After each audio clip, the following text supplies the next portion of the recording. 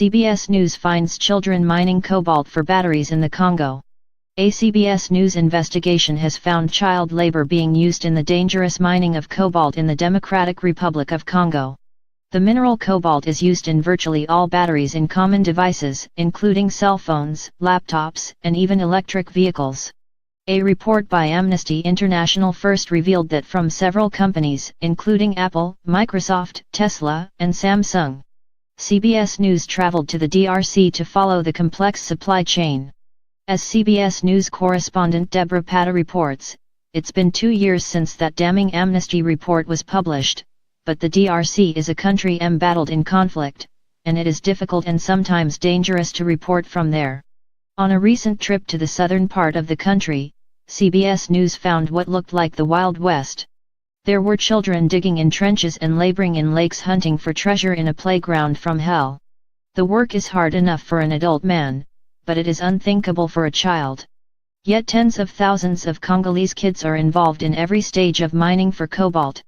The latest research by the United Nations Children's Fund, UNICEF, estimates 40,000 children are working in DRC mines.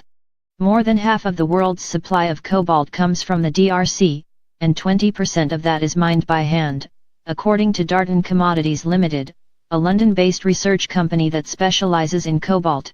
Patta and her team traveled along collapsing dirt roads and saw children everywhere, digging for cobalt among abandoned open-pit mines. It was clear that security officials in charge there, only some of them in uniforms, have something to hide. There's such sensitivity around cobalt mining in the DRC that every few hundred feet the CBS News team was stopped, with security personnel requesting letters and documentation, even though we had official permission to be there. But for the Chinese middlemen who buy the cobalt, there were no such constraints, they have free access.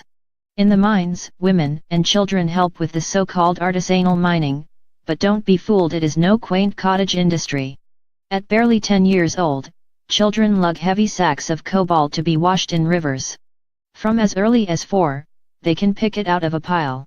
Even those too young to work, dust-covered infants clinging to their mothers and playing on the dirty ground, spend much of the day breathing in toxic fumes. Officials deny there's child labor, but it was plain to see. Whenever a camera or security person or policeman appears, the children are chased away quickly. Ziki Swaze, 11, agreed to meet Patta outside the mine to discuss the work. "My parents are dead," he explained when asked why he wasn't at school. He lives with his grandmother, and provides their primary income from the cobalt mines. We asked a wide range of companies whether child-mined cobalt is being used in their products. All of the firms acknowledged problems with the supply chain, but said they require their suppliers to follow responsible sourcing guidelines. Apple said it leads the industry in supply chain standards, and last year cut ties with the largest artisanal cobalt supplier. Microsoft told us it does not tolerate child labor and that it is working with NGOs to eliminate it. Samsung said it's mapping its supply chain, and Tesla explained it performs audits, and has very little cobalt in its batteries. More company responses. Dell statement to CBS News, Fiat Chrysler statement to CBS News, General Motors statement to CBS News, Volkswagen statement to CBS News. But our investigation shows just how complicated it is to trace child-mined cobalt in the global supply chain.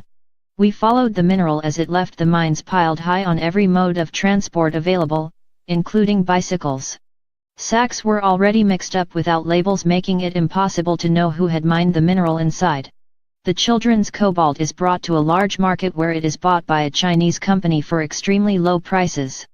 CBS News wanted to see whether there was any attempt to check at the market whether the cobalt had been mined by children, so Patta's team went back later, with a hidden camera. When we offered to sell a truckload of cobalt, nobody asked us who mined the mineral, only what the quality was.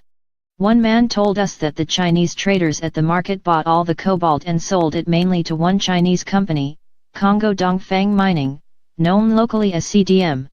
CDM is owned by global Chinese giant Huayou, which said they stopped buying from that market last year and have put in place a detailed program to eliminate child labor from their supply chain. But in this murky process of sourcing cobalt, one thing is clear: children are still here, carrying the weight of our high-tech world on their shoulders. CBS News spoke with 8 major electronic and vehicle companies who have been connected to this supply chain, and though many have joined initiatives to solve this problem, at the mines Patta visited, our team saw little evidence of anyone on the ground helping these children. We spoke to PACT, an NGO that is working with Apple, Microsoft, and Huawei. The charity described the support from these multinational companies as a drop in the ocean, as countless companies are buying the child-mined cobalt. Tuesday on CBS This Morning we will show you more of the story of Ziki, the young boy we found at the mines, and some of the efforts being taken to rescue the children.